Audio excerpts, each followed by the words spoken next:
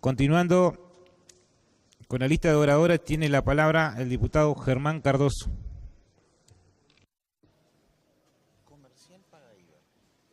Muchas gracias, presidente. Presidente, el Partido Colorado viene en la mañana y jornada de hoy a rechazar este proyecto de rendición de cuentas que vamos a informar al plenario. Hemos escuchado con mucha atención los informes de los diputados que nos han antecedido en el uso de la palabra y ya haremos en algún momento referencia a ello.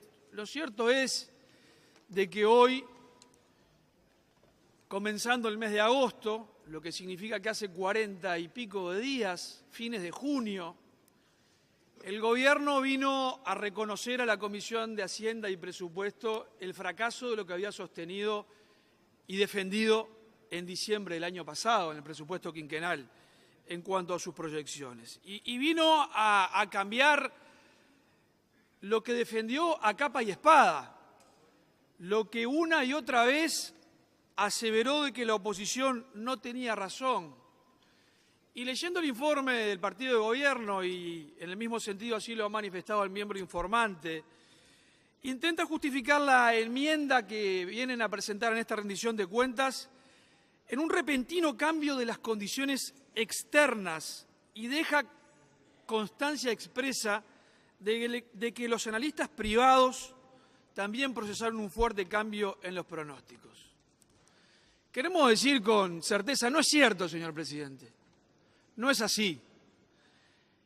No consideramos de recibo esta argumentación. Ya a finales del año pasado, el Gobierno, durante toda la discusión presupuestal, defendió, como decíamos a capa y espada, todo lo contenido en la Ley de Presupuesto Quinquenal para el ejercicio 2015-2019, mientras que a la vez todos, absolutamente todos, los indicadores privados y públicos, la oposición dentro de ello, mostraban un deterioro enorme en las cuentas públicas, en la recaudación, en el resultado fiscal, en el escenario internacional y en el escenario regional. No consideramos correcto, presidente, venir aquí, y mucho menos que sea sincero, justificar este golpe de timón en el cambio imprevisible del escenario. Se quiere marcar como una novedad negativa la tensión de los desequilibrios macroeconómicos en la Argentina, según se desprende del informe que ha presentado el partido de gobierno, cuando en realidad la salida en la Argentina es mucho más ordenada de la que podíamos haber esperado, porque todos éramos conscientes que ganara el partido que ganara en la Argentina, lo que se estaba produciendo era una postergación de un ajuste fiscal impostergable. Pero lo que está dando como resultado la política aplicada en ese país para los intereses nacionales es una salida mucho más ordenada como consecuencia de un shock de confianza en la salida de uno de los peores gobiernos y más corruptos de la historia de la Argentina.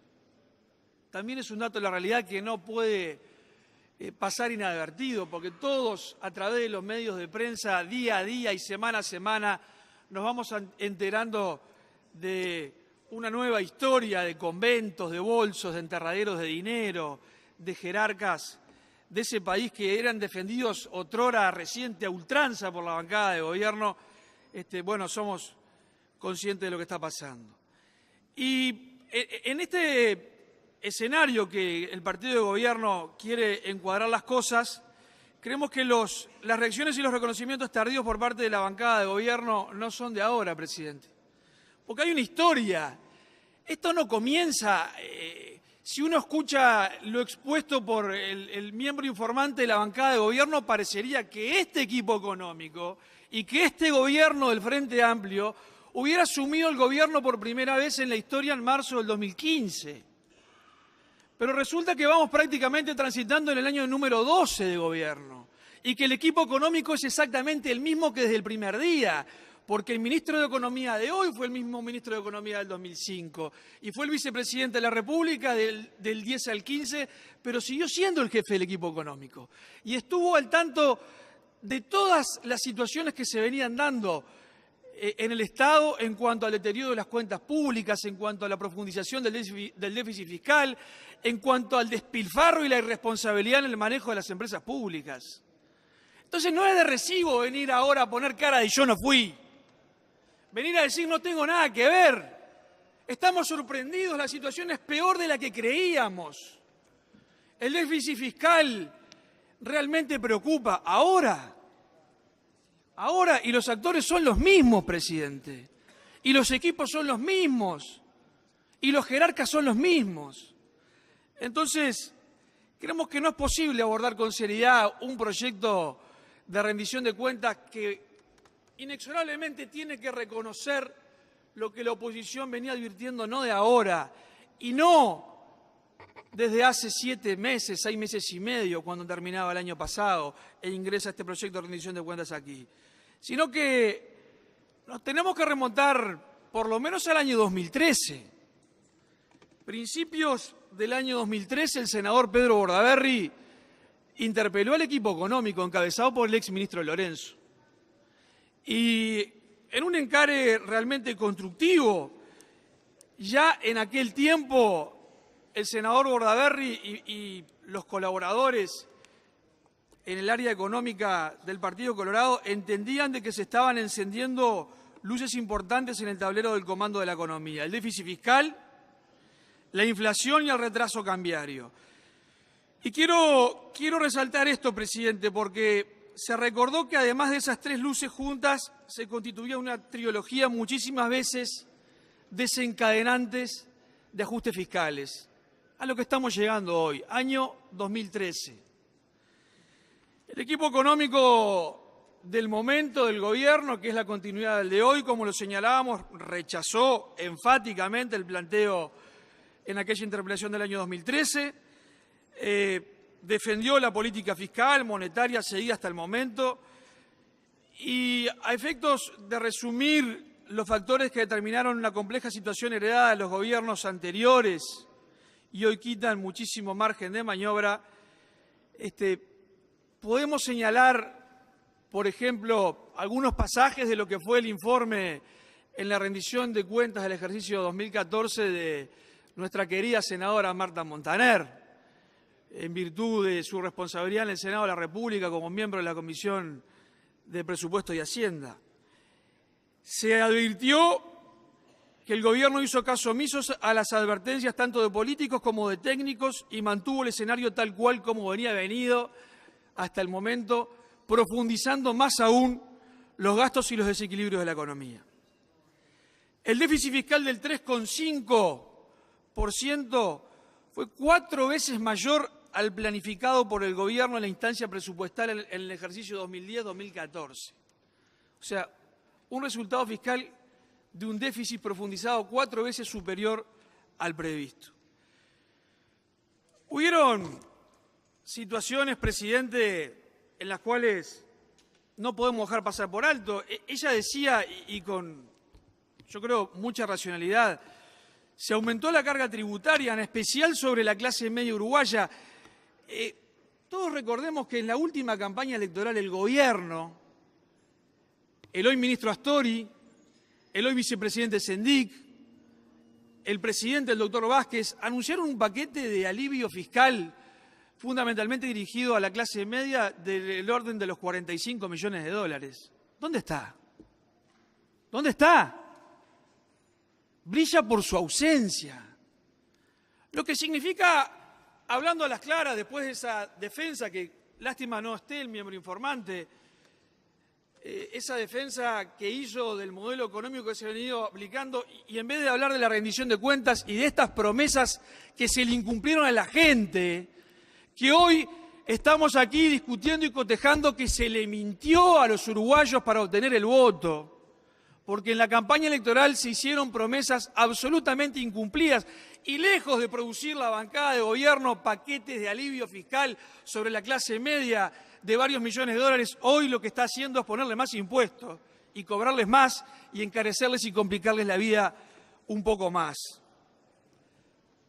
Se pregunta, el miembro informante de la bancada de gobierno quiere hablar de currículums, de qué han hecho unos y qué han hecho otros. Bueno, podríamos hablar de Pluna, ¿no? Creo que el gobierno del Frente Amplio ha logrado cambios significativos. Es el primer gobierno que liquida una empresa pública, por ejemplo. Podríamos hablar de ANCAP, se hizo referencia. En el mes de diciembre, fines de diciembre del año pasado, a las apuradas hacía referencia el diputado Gandini, se vino aquí a dar una inyección de casi 700 millones de dólares a ANCAP porque la habían fundido. La habían fundido. Era el eslogan de ANCAP era el Uruguay que queremos. Ese es el modelo de gestión el cual nos viene a hablar el miembro informante. Ese es el currículum brillante que quiere comparar. En pocos años, en la mejor bonanza económica de la historia del Uruguay reciente. Cuando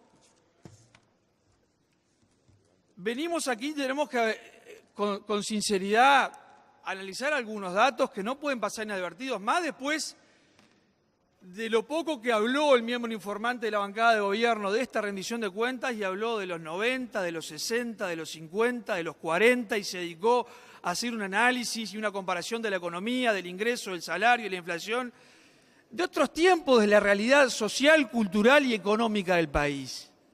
Hoy tenemos que venir a analizar este ajuste fiscal, el ajuste fiscal del Frente Amplio, con nombre y apellido, el ajuste que se le está incumpliendo la promesa electoral a la ciudadanía, cuando se le dijo que no iban a haber aumento de impuestos, cuando se dijo por parte del hoy ministro Astori, y me voy a remitir a texto expreso, ya lo hice en el presupuesto, pero creo que no podemos dejar de recordarlo. Septiembre del año 2014, no los 90, ni los 60 ni los 50, septiembre del 14. El ministro Astori manifestó en forma categórica que no escucho ninguna buena idea en materia económica, refiriéndose a la oposición. Esto fue plena campaña electoral. Astori declaró: la situación fiscal del país es la más sólida que yo recuerdo en décadas. Está sentada sobre pilares muy importantes como son los fundamentos del crecimiento, aún en estas épocas de desaceleración, dice. Y concluyó: entonces yo no comparto el grado de dramatismo con el que plantean otros partidos el resultado fiscal. Afirmo que es un resultado absolutamente sostenible, dijo el ministro. Aseguró que 3 puntos del déficit en ese momento no tiene nada que ver con 3 puntos de hace 10 años. Hace 10 años era un resultado grave, hoy no lo es. Noviembre del 14. También ahí, en los mismos días, las mismas semanas, el candidato a vicepresidente, hoy vicepresidente de la República y conductor de la peor gestión de la historia de una empresa pública como fue ANCAP, el que llevó a que tuviéramos que ser convocados a las apuradas en diciembre del año pasado para inyectar los 700 millones de dólares porque se fundía, entraba en quiebra ANCAP. Bueno, Sendik anunció un paquete de 40 medidas para la clase media en octubre del 14.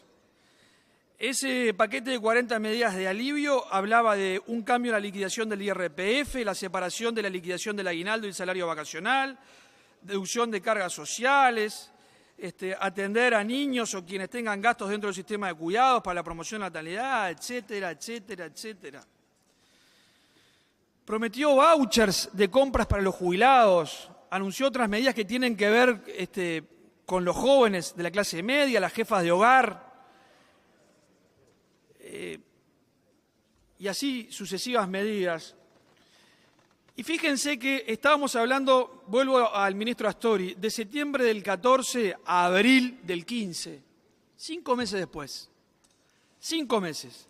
En una entrevista del diario El País, en Washington, en la capital del imperio, donde fue a reunirse con los organismos internacionales, en otrora desnostados, Fondo Monetario Internacional, Banco Mundial. Allí en medio de esa gira el ministro de Economía, luego de una pregunta que le realiza el periodista del diario El País, que concretamente dice, si tuviera que definir el principal riesgo para la economía uruguaya, ¿cuál sería? ¿Sería por el lado el déficit, la inflación o la desaceleración del crecimiento?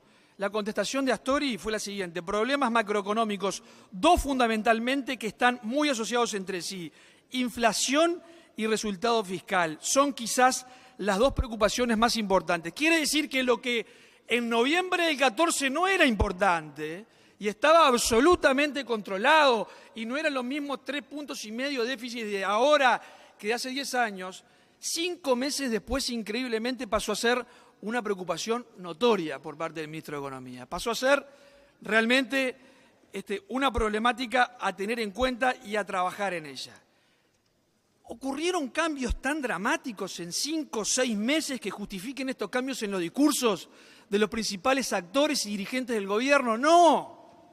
El escenario era exactamente el mismo. Mintieron, presidente. Mintieron, falsearon a la verdad. Birlaron la realidad porque teníamos la elección semanas por delante y se hacía impostergable sostener y darle certeza a la gente para que acudiera a hacerse representar nuevamente por el partido de gobierno que venía gobernando. No hay otra explicación. No cambió en 4 o 5 meses ni el mundo, ni la región, ni las cuentas del Estado como para sostener semejante cambio de discurso. Nosotros creemos, a juicio de nuestra bancada de valoración de la situación de contexto económico regional, presidente, es que llegamos al año 2015 con una sola situación agravada, la de Brasil, producto de la crisis política que no estaba prevista. Es verdad, es verdad. La crisis económica brasileña y el escándalo Petrobras ya estaba instalado, la desaceleración de la economía era un dato de la realidad porque Brasil no entró en recesión ahora, ni ayer, ni el mes pasado, pero sumado a una grave crisis económica de desaceleración de su economía, de aumento del desempleo de la economía más importante de la región, se le suma una grave crisis política, que esa sí no estaba prevista, que claro, ese cóctel es realmente muy complicado, pero también la economía del Uruguay, y señalémoslo, ha tenido postergaciones en cuanto a decisiones de la economía del mundo que han ido dilatando beneficios para el país. Hace 1 año y medio o 2 estamos esperando de un momento a otro la decisión de la Reserva Federal de los Estados Unidos del aumento de las tasas de interés. Y eso por diversos motivos y situaciones el gobierno norteamericano lo ha ido postergando y eso ha ido en beneficio del país, porque seguramente hubiéramos entrado ya no en esta situación, sino en una situación de mucho mayor dificultad hace varios meses, tal vez 1 año, y no hoy. Queda claro, presidente, que en ocasión del presupuesto se planteó un escenario de proyecciones incorrectas y optimistas que el gobierno se decidió a ejecutar con un gasto y un presupuesto que no coincidían absolutamente con la realidad. Acá no hay sorpresas.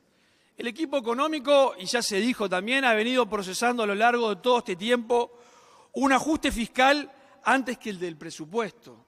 El ajuste fiscal que se dio sobre fines del año pasado, en diciembre, entre las cañitas voladoras, los turrones y las sidras de las fiestas, cuando estamos todos distraídos, allí hubo un fuerte ajuste, hubo un aumento de todas las tarifas públicas por encima de la inflación. Y miren, esto no es que paga más el que más tiene.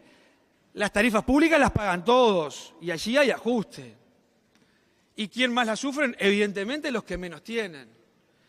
Y ahora desembarca con este paquete fiscal que, como veníamos señalando, se veía venir. Luego de 10 años de la mejor bonanza económica que el país registre en los últimos 50, tal vez, el gobierno inicia su gestión con un déficit fiscal casi idéntico al de la crisis del 2002, la peor de los últimos 100 años.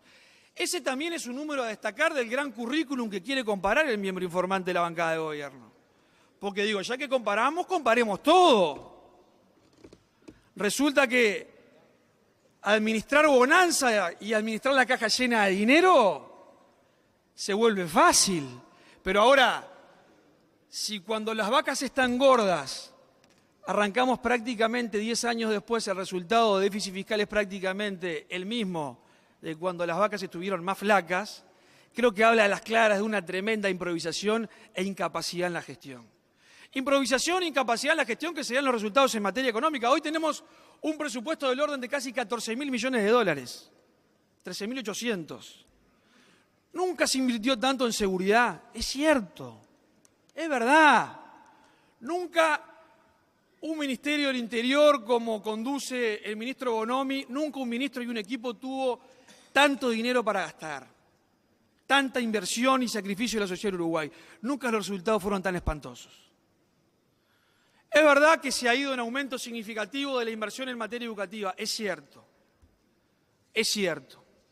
Nunca tuvimos los resultados lamentables y espantosos que estamos teniendo en materia de educación como lo venimos teniendo, y podríamos seguir. Entonces, si queremos comparar currículum en acciones de gobierno, comparemos gestiones y resultados también, porque no podemos hablar del dinero que se invierte y que se gasta, porque si cuando más se gasta, más se invierte y más sacrificio se le pide a la gente, los resultados son peores, estamos a las claras demostrando un fracaso y una incompetencia en la gestión. Solo, presidente, un manejo fiscal irresponsable de los dos gobiernos anteriores del Frente Amplio y el que da inicio nos puede haber llevado a una situación como esta después de la bonanza económica que vivimos. Y lo más triste de todo esto, que también aquí se señaló, es que esto no empieza aquí, porque el ministro de Economía Astori lo señaló en comisión. O sea, nos espera un periodo que hemos definido de esta inflación. ¿Por qué de esta inflación? Porque es de estancamiento en la economía y de inflación. Acá el crecimiento es cero, como se señaló, vamos a terminar con un crecimiento cero, y si no fuera por las inversiones de papeleras, tendríamos un crecimiento negativo, lo cual es triste para el país.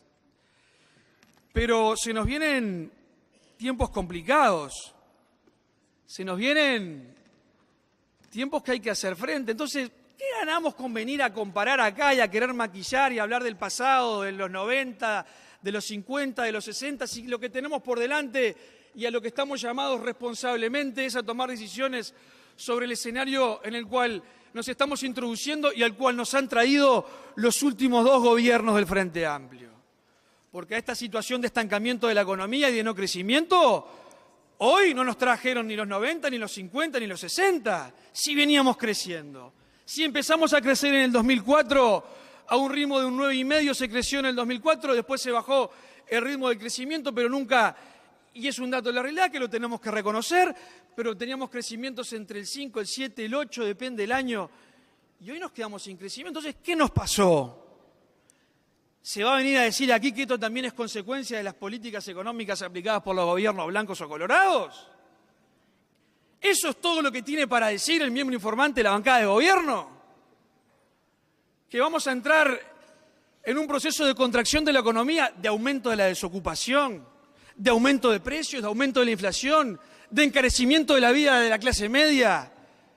Y no tiene nada para decir y viene a comparar cifras de los 90, de los 50 y de los 60, de una manera bien particular, porque acá también, si nos queremos hacer trampas al solitario y hablar de cifras que nos convengan, se viene a hablar de cifras maravillosas del desempleo. A ver, el Frente Amplio cambió la variable de medición de cifra del desempleo y por esas modificaciones en el cambio de hacer la medida, resulta que hoy en este país cualquier persona que tenga 2 horas de changa semanales no se considera desocupado. Yo me pregunto, ¿quién vive con 2 horas de changa por semana? ¿Quién puede sostener una familia, educar a sus hijos, pagar sus alimentos con 2 horas de changa por semana? No es serio. Parece una tomada de pelo venir al plenario de la Cámara de Diputados a medir la desocupación en esos términos. Se viene a medir la pobreza y se habla de cifras. Resulta que también por un cambio en el modo de la medición de la estadística, en el Uruguay de hoy, en el interior, una persona que gana 4.000 pesos por mes no es pobre. Yo me pregunto, ¿cómo hace para vivir una persona con 4.000 pesos por mes? Esa es la medición. Y ahí están contenidos en las estadísticas los números maravillosos que el gobierno, a través de su miembro informante, nos quiere venir a vender hoy y a convencer en lo que parecería es un diálogo de sordos, porque la gente fuera de este recinto la está pasando muy mal. Y nadie con 4.000 pesos por mes puede considerarse que es rico, que está fuera de la pobreza. Porque acá hay problemas, la gente está teniendo problemas para vivir, para pucherear. Entonces, analicemos las cosas en su eje de centro, señor presidente. Tengamos un sentido de responsabilidad. No podemos venir a hablar de estas cosas. Acá hubieron compromisos que se asumieron. Mire, el presidente Vázquez, el 1 de marzo del año 2015, se comprometió frente a todos los uruguayos y frente a la Asamblea General que en el mes 18 de su gobierno la inflación iba a estar en el centro del eje del rango meta. Esto era entre un 3 y un 7% la estimación, lo cual la llevaba a asumir el compromiso de que a los 18 meses de gobierno la inflación iba a estar en un 5%. Hoy se están cumpliendo 1 de agosto 18 meses de que asumió el doctor Vázquez y la inflación está en un 11%. Más del doble del compromiso que el presidente de la República asumió el compromiso frente a todos los uruguayos y frente a los diferentes poderes del Estado. Desde mediados del año pasado, si se quiere hablar de estadísticas, el crecimiento del salario real viene cayendo aceleradamente, señor presidente. Y el crecimiento para este año va a ser nulo el salario real también. El poder de compra, el poder adquisitivo que tanto se habla de los uruguayos, no crece. Y estamos en una inflación de un 11, todo sube, todo aumenta, suben los alimentos. Basta ir al supermercado, 1.000 pesos da para comprar 3 cosas locas. Sube la luz, sube el agua, y la gente lo tiene que pagar. Y el poder salarial se estancó. Presidente, estamos frente a un ajuste fiscal. Denomíneselo como se lo quiera denominar, estamos frente a un ajuste fiscal. Aquí llegamos a esta instancia con aproximadamente, en la rendición de cuentas, con un paquete que apunta a recaudar en el orden de 450, 460 millones de dólares, ahí va a andar, dentro del cual 335 millones se le va a cobrar a la gente, a los trabajadores y a los jubilados. 335 millones. Y el Estado va a hacer el esfuerzo de aportar de ahorro 125. Cuando nosotros creemos que debería ser exactamente la inversa, le vamos a seguir cargando y dándole el mazazo impositivo en la nuca a los jubilados y a los trabajadores en 335 millones, cuando vamos a seguir con los proyectos improductivos del norte, ¿verdad?, perdiendo fortunas en Alur, cuando vamos a seguir, porque nada de eso se ha dicho por parte del equipo económico y no hay la más mínima manifestación de voluntad de cambiar la conducción y el destino de las políticas improductivas del Estado. Vamos a seguir produciendo cemento Portland a pérdida. Tenemos la empresa del Estado que produce cemento Portland y pierde 33 millones de dólares por año. Y hay un privado que compite con el Estado y produce lo mismo, cemento Portland, y le vende al mismo mercado a los 3,5 millones uruguayos y gana 25 millones de dólares por año. Entonces, no habla el miembro informante cuando quiere comparar currículum y gestiones del desastre que ha sido la gestión de estos organismos del Estado con responsabilidad política directa de todo el gobierno y el respaldo de toda la bancada del Frente Amplio. ¿No hace referencia a estos números? Y digo, yo me pregunto, ¿no sería oportuno que el Estado revisara de una buena vez todos estos proyectos improductivos que nos llevan a la bancarrota, a estar poniendo millones y millones y millones de dólares todos los años en un agujero negro, antes de pedirle más sacrificio a la gente, a los trabajadores y a los jubilados? Y a los estudiantes, también. Porque, a ver, aquí se habla de una rendición de cuentas que yo no sé si tiene acuerdo o no tiene acuerdo, porque hoy estamos dando nuestra visión política en el informe en general, pero se sucedieron 24 horas de cuartos intermedios y el recorte del recorte es notorio. Y se dice que se respeta o se salva las inversiones en la UDELAR. Bueno, por suerte, felizmente. Ahora, en la ANEP, nada, Vamos a decir la verdad. De los 800 millones que habían de recorte en la ANEP, hoy el gobierno nos quiere convencer y maquillar de que le da 111. No es cierto, no le da nada, porque los 111 lo saca de fondos previstos para la inversión de infraestructura de la propia ANEP. Entonces, hablemos la cosa por su nombre. Le está dando lo que le está sacando, no le está dando nada. Y claro, allí tiene que haber un fuerte componente político, porque es muy difícil que los niños de las escuelas ocupen, ¿verdad? Y allí hay un temor latente. La universidad ocupa y ocupa rápidamente, se hace sentir, felizmente, y nos alegramos, logró salvar el recorte del cual iba a ser pasible, pero claro, los niños de túnica y moña es muy difícil que ocupen, y los liceales hay veces que también. Pero resulta que no va a haber inversión en infraestructura, y las escuelas y los liceos se caen a pedazos. Y el miembro informante de la bancada de gobierno no hizo referencia a nada de eso. No estuvo presente en el análisis del país de resultados maravillosos en esa refundación que hubo de la República en el año 2005, según se desprende de lo que él planteó. Quiso comparar modelos. Habló el miembro informante de la capacidad de enfrentar las crisis del capitalismo que ha tenido la bancada de gobierno. Y me quiero detener para hacer referencia aquí en esa retórica que ya a esta altura resulta absolutamente demagógica porque se sale de la realidad, la capacidad que tiene el gobierno progresista de resolver las crisis del capitalismo es la que teníamos los que pertenecemos a partidos políticos que gobernábamos en otros tiempos. ¿Estará hablando el miembro informante de la bancada de gobierno de la ley de inclusión financiera, tal vez? ¿De eso quiere hablar? ¿Ese es el modelo económico de gestión progresista, anticapitalista?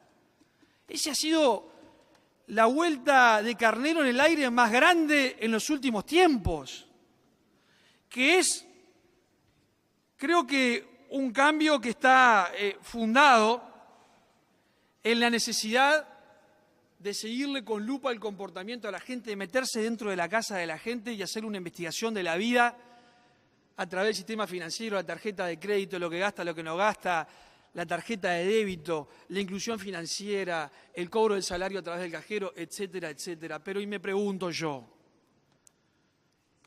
¿y quiénes se benefician de la ley de inclusión financiera? Porque en la ley de inclusión financiera los beneficiarios van a ser las tarjetas de crédito, que cobran aranceles carísimos. Las grandes instituciones bancarias, miren, la manera de resolver las crisis del capitalismo del gobierno del frente, dándole de ganar más dinero a los bancos, a los que recaudan dinero y se lo llevan al extranjero. Pero resulta que en esta ley de inclusión financiera, para involucrar a la mayor cantidad de gente posible en el sistema, se pretende que en un mediano y corto plazo hasta los pequeños almacenes tengan el aparatito del POST. Eso tiene un costo. Cada vez que el almacenero pasa la tarjeta por el POST, hay que pagarle a alguien. ¿Saben quiénes son los dueños de los POST? Los bancos. Los bancos. ¿De eso quiere hablar el miembro informante de la bancada de gobierno? Esa es la manera del Frente Amplio de resolver los problemas y los conflictos del capitalismo. ¿A la progresista es eso? Bueno, yo creo con sinceridad, señor presidente, que aquí se le está dando de ganar mucho más a los que más tienen. La ley de inclusión financiera como resultado, cuando uno pasa raya, termina siendo un gran negocio para las instituciones bancarias y financieras. Y los beneficios, que sí hay algunos, porque no queremos pecar de lo mismo y tener una visión en blanco y negro. Sí hay algunos beneficios, como ha tenido el miembro informante de la bancada de gobierno. ¿Quiénes van a tener los beneficios de rebaja del IVA? Los que tengan tarjeta de crédito. Yo me pregunto, en los asentamientos, en los cantegriles, ¿quién tiene tarjeta de crédito? ¿Quién forma parte del circuito del sistema financiero de los bancos? Los que más tienen, de la clase media hacia arriba. Entonces, de nuevo, esa es la manera de resolver a la progresista las crisis del capitalismo. Por suerte, presidente, tenemos discrepancias notorias y fundadas y creemos que, sincerémonos de una buena vez, basta de etiquetar las cosas cuando el título dice una cosa y el contenido y el envasado es absolutamente otro distinto. Tengamos de una buena vez la sinceridad de analizar las cosas por su nombre. ¿Qué hizo la oposición en materia de educación?, preguntó el miembro informante. Comparemos currículum a los cuatro vientos, lo gritó hace una hora. Y bueno, mire, a ver, si habremos hecho por la educación en este país. Para empezar, hicimos las escuelas públicas. El Partido Colorado fue quien hizo las escuelas públicas de este país, en la que seguramente estudió el miembro informante y estudiamos la inmensa mayoría de miembros de esta Cámara. La educación y la enseñanza pública, gratuita y laica hizo el Partido Colorado. Hicimos los liceos departamentales, primero en la capital y luego los llevamos a todo el interior del país.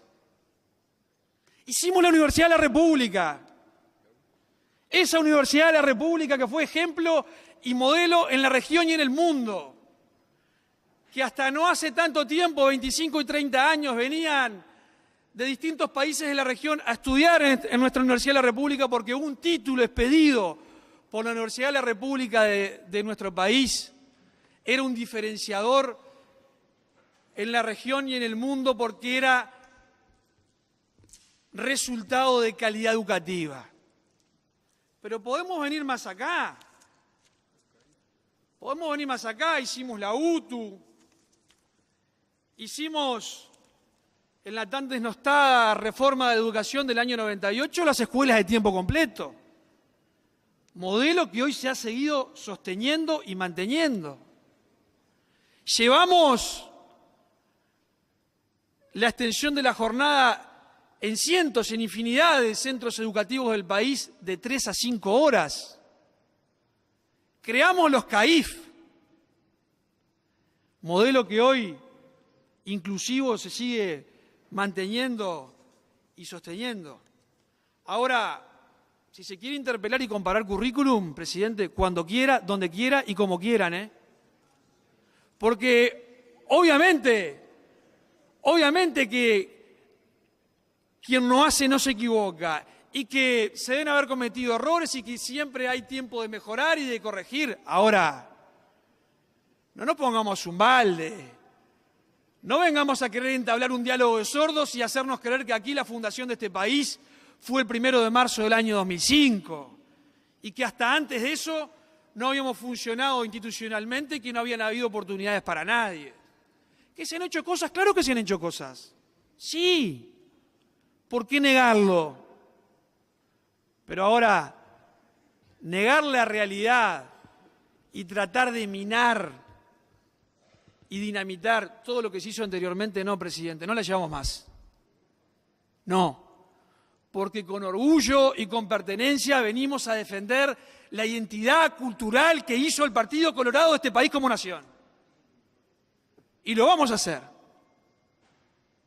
Porque cuando aquí se quiere venir a querer desnostar y hablar de todo lo malo, creo que en el haber y en el saldo sí tendremos saldo positivo y muchísimas más cosas de lo bueno para hablar, de dificultades que tuvimos que transitar, sí, cómo no, de adversidades, que ojalá no le vuelva a tocar a ningún gobierno, ojalá no le toque a este gobierno transitar por una situación de arrastre económico y financiero de toda la región como tocó en el 2001 y en el 2002. Porque nadie lo quiere. Porque eso va a ir en desmedro de la sociedad toda. Pero no, presidente, no podemos dejar pasar por alto más este tipo de situaciones. Nosotros, en esta rendición de cuentas, para ir finalizando, presentamos varios aditivos y sustitutivos, en los cuales las temáticas algunas son coincidentes, trabajamos con el resto de los partidos políticos de la oposición y en otras no.